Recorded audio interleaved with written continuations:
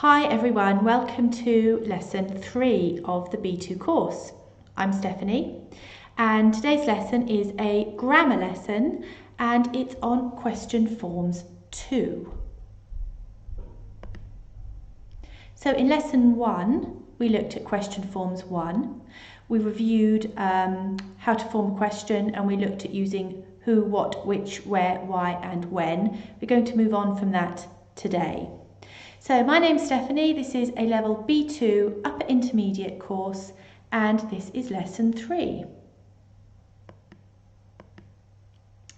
So in this lesson we are going to focus on negative questions, practice answering questions and we will look at strategies for being polite.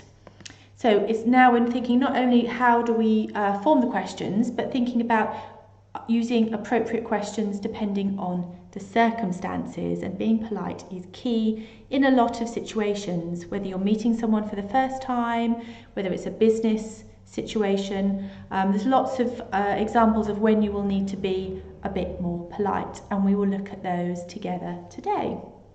So to begin with, what is a negative question? I'm going to show you some examples of negative questions. Have a think. What's similar with these 3 questions? What do you notice? So what do you think a negative question is? So you've got 3 examples here. Number 1, aren't you coming too? Number 2, wouldn't it be better to wait? And number 3, isn't she usually here by now? What do you notice about these 3 questions? I've given you a clue because I've highlighted a key part. Okay, so hopefully you identified that they are using not. So are not, would not, is not. And this makes it a negative question. They're used a lot in British English and we're going to look at some of the reasons why. Now in the advert for this lesson I asked you, why do we use negative questions? And I gave you 3 options. So firstly, to show surprise. Secondly, when we expect the listener to agree with us. And thirdly, to be polite. So what do you think? When would we be likely to use a negative question? Any idea? Well, actually, the correct answer, and well done if you got this, the correct answer is all 3. We use negative questions for all 3 of these situations, and we're going to start the lesson today by looking at examples of how we do this so you understand what I mean. Okay, so the first one was to show surprise. So a negative question can be used to ask for confirmation of a negative belief. In this case, the speaker is surprised that something has not happened or is happening. So I think this will be clearer if we look at an example. Okay, so this is my example. The postman always comes at 9 a.m. every day. It's now 9:30, so I can ask, hasn't the postman come yet? Hasn't the postman come yet? So I'm expressing surprise because normally he would have come at 9, it's now half an hour later. Where is he? So that's to express surprise. Our second reason was for confirmation. So we can use negative questions to ask for confirmation of something you believe to be true. Example, I believe that you saw Anne yesterday, and so I ask, didn't you see Anne yesterday? Didn't you see Anne yesterday? So again, it's a negative question, but this time I'm using it for confirmation. I believe it's to be true, but I just want to check. And what about reason number 3? be polite. So using a negative question allows you to express your opinion in a more polite way. For example, imagine your friend has painted the wall of their home in a colour, and you think it might look better green. So you ask, wouldn't it be nice to paint that wall green? But this is a much more polite way of saying it rather than it would be nice to paint that wall green. So it's just a subtle thing, but the impact, the effect on the listener is very, very different. Using the negative question seems much softer, much more polite, less direct. So the person is less likely to take offence. Okay, let's practice. So I'm giving you 3 statements and I want you to write questions so that you sound surprised. Use negative questions and use the prompts. Let's have a look. Number 1. We won't see Emma this evening. Why not? And here's your prompt. She not come out with us. Number 2. Don't go to that restaurant. Why not? It not good. Number 3. I hope Harry isn't there tonight. Why not? You not like him. So use the words in green to form negative questions. Pause the video and write down your answers. Okay, how did you find that?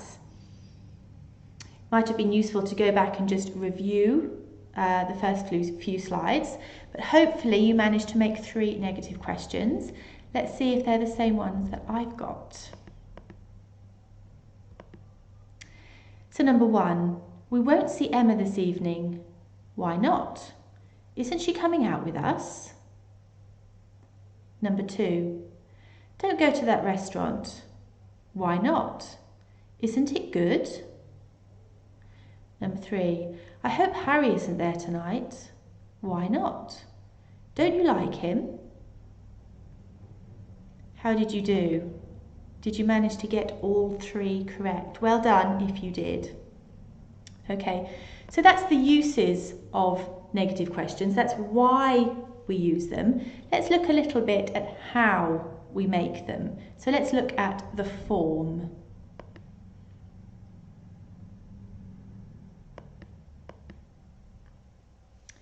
So contracted and uncontracted negative questions have a different word order. This is going to be a lot easier if you compare the 2. So contracted, aren't you coming? So the are and the not are contracted together. Aren't you coming? Uncontracted, are you not coming? Contracted, doesn't he understand? Uncontracted, does he not understand?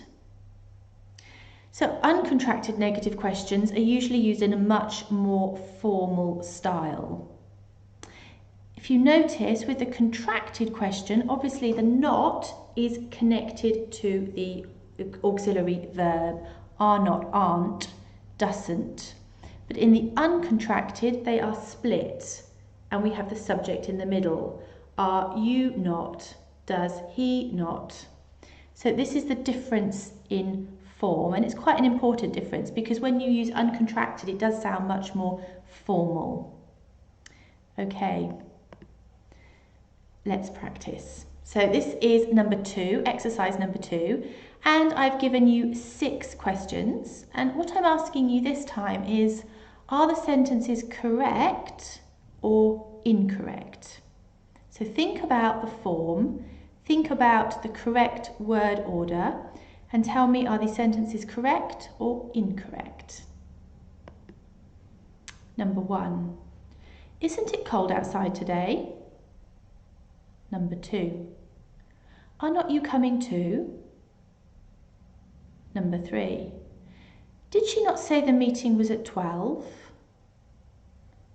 Number 4, don't have you a brother called Nick? Number 5, have not they met before? And number 6, weren't living you in London 2 years ago? What do you think? Pause the video and make a note if you think they are correct or incorrect.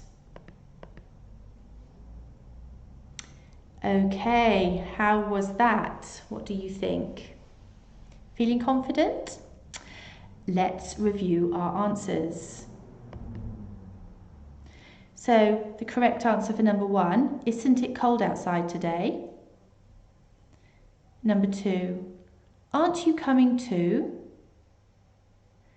Number 3, didn't she say the meeting was at 12? Number 4, don't you have a brother called Nick?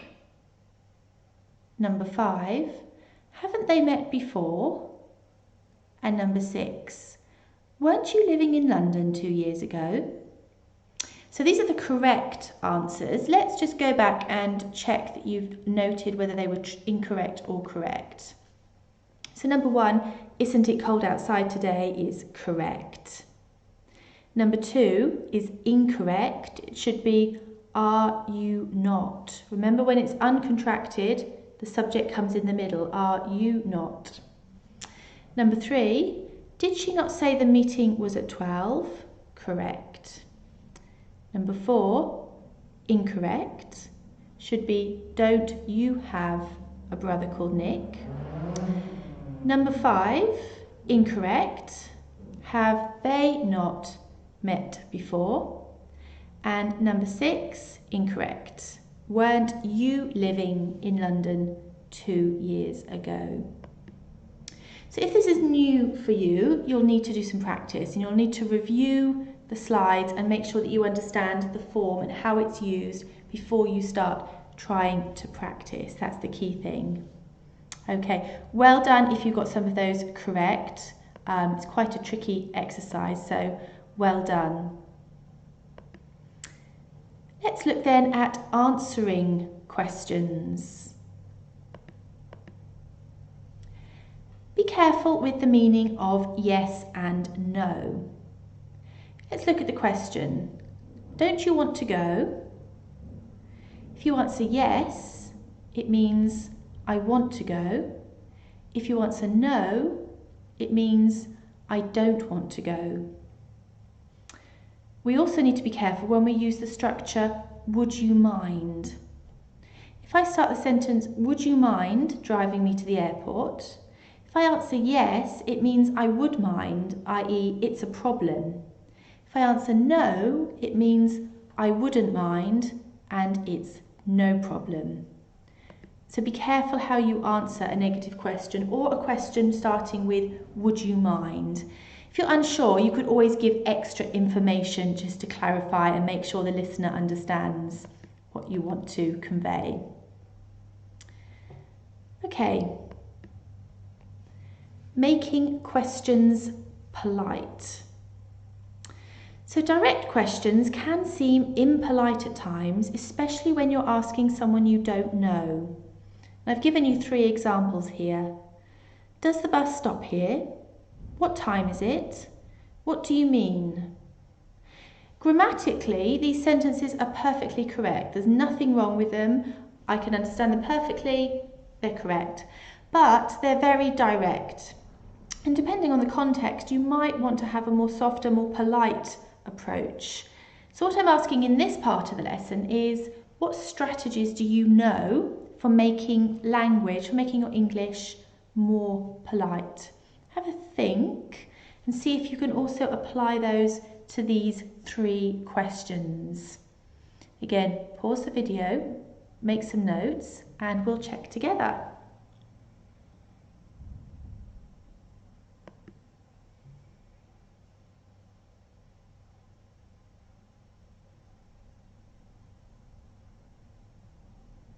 Okay, did you come up with some strategies? Let's have a look at some options. So, as I explained, these are perfectly grammatically correct, but you can make the questions more polite by adding expressions like excuse me, pardon me, or I'm sorry. Excuse me, does the bus stop here? Pardon me, what time is it? I'm sorry, what do you mean? So just something as simple as this immediately softens your language and makes it a much more polite question to ask. Questions with can are made more polite by simply changing to could. Excuse me, could you help me? I'm sorry, could you explain that to me again? So where you might use can, just change and use could. Can I open the window? Could I open the window? Can I borrow your pen? Could I borrow your pen? So it's a very easy strategy to use. And as you can see, we added that on to with I'm sorry or excuse me to increase the politeness. Would can also be used to make questions more polite. Would you mind if I sat here? Would you like something to eat?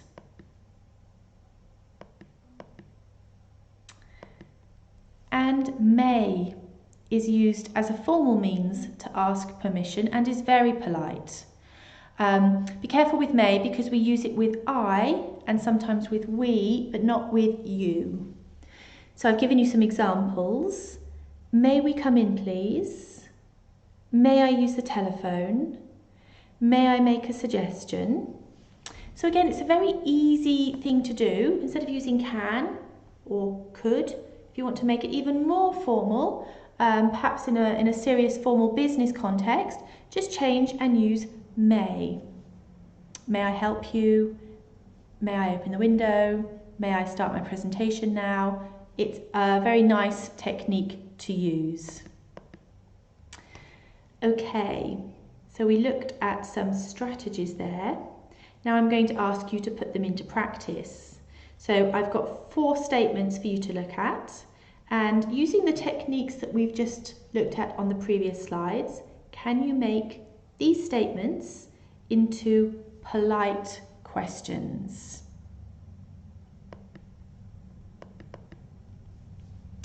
Number 1, I'll have a coffee. Number 2, open the window. Number 3, I don't understand.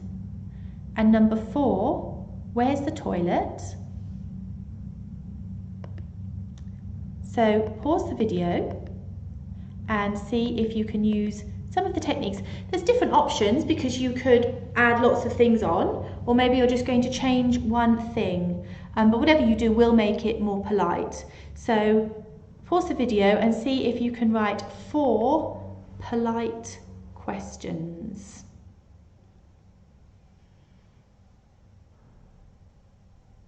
Okay, how did you find that? Shall we check? So these are just some possible answers. As I explained, there are different options. I've highlighted what I've added in green so you can see the strategies that I've used. So number 1, excuse me, could I have a coffee please? Number 2, excuse me, may I open the window?